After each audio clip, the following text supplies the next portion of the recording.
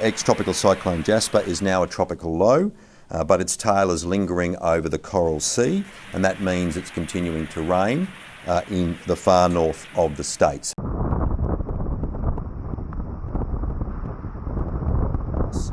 We've also seen a number of people who had to be rescued in the town of Mossman, 12 people and a dog, I understand, and they are all safe.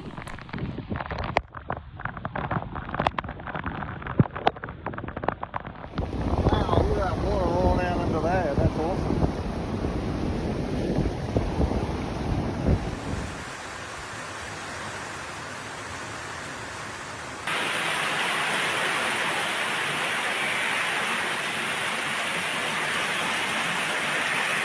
We're good, we're safe.